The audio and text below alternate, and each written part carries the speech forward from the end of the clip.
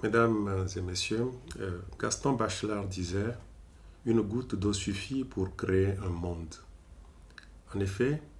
il n'y a de vie possible sans eau sur notre planète. Les temps que nous vivons, notamment avec la pandémie du Covid-19 et la prescription du lavage des mains comme mesure de prévention, est une illustration tangible de l'utilité de cette ressource, mais surtout l'intérêt d'œuvrer pour sa disponibilité, son accessibilité, sa qualité et sa durabilité en toutes circonstances, en temps de paix ou en temps de guerre. L'objectif 6 de l'agenda pour le développement durable qui vise un accès universel et équitable à l'eau potable, à l'hygiène et à l'assainissement d'ici 2020, en particulier pour les populations vulnérables, s'inscrit dans cette droite ligne. Mieux,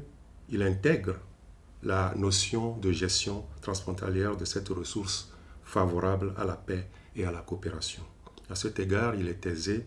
de s'appuyer sur la conjonction du droit international des droits de l'homme et du droit international humanitaire. En effet, depuis une dizaine d'années, les résolutions de l'Assemblée générale des Nations unies et du Conseil des droits de l'homme reconnaissent et consacrent le droit à l'eau et à l'assainissement comme un droit essentiel à la pleine jouissance de la vie et à l'exercice de tous les droits de l'homme, et que ce droit découle du droit à un niveau de vie suffisant.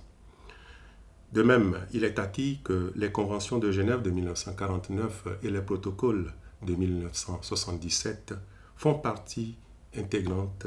des instruments juridiques prescrivant la protection de l'accès à l'eau, précisément en temps de conflit. Mesdames et messieurs, c'est se fondant sur ces aspects précis qu'il convient de saluer les initiatives de Geneva Hope et de sa plateforme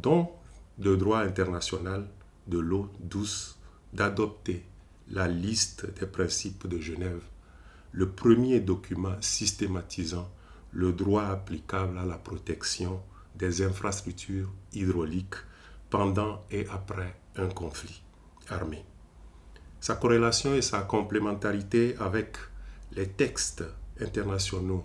et l'ODD 6 précité en fait un document de référence, une contribution exceptionnelle dans le contexte multidimensionnel et du pluralisme à Genève et ailleurs concernant la protection et la gestion des ressources en eau. C'est ici le lieu de saluer l'initiative qu'a prise Geneva Water Hub d'impliquer davantage les missions permanentes et les organisations internationales à Genève dans la vulgarisation de cette liste des principes de Genève. Cette initiative est intéressante car elle permettra de créer les effets de levier et contribuera à renforcer la sensibilisation et la prise de conscience sur les défis afférents à l'eau dans l'architecture des droits de l'homme et du droit international humanitaire et de partager les meilleures pratiques afin de contribuer à la promotion et la protection universelle du droit à l'eau. Au demeurant, la coopération au plan bilatéral et multilatéral constitue l'un des moyens les plus efficients pour permettre à nos pays de relever les défis auxquels ils font face pour accroître l'accès des populations à l'eau potable et à l'assainissement. Bien entendu, à l'échelle sous-régionale, par exemple, les dynamiques de coopération se construisent et se consolident, que ce soit à travers les organes des bassins hydrographiques ou par des accords bilatéraux sur des matières connexes. La signature le 8 octobre 2019 à Lomé d'un accord sur l'eau et l'assainissement au terme des travaux de la 3e session de la Grande Commission mixte de coopération entre le Togo et le Burkina Faso en est une illustration.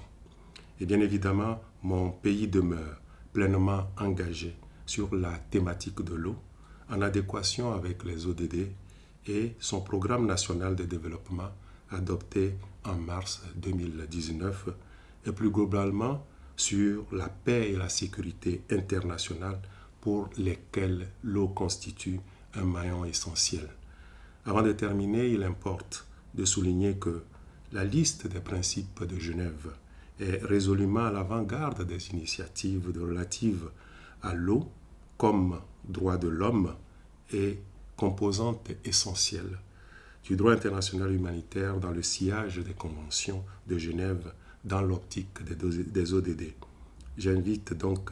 les différentes parties prenantes à davantage le promouvoir et à le mettre en œuvre. Je vous remercie.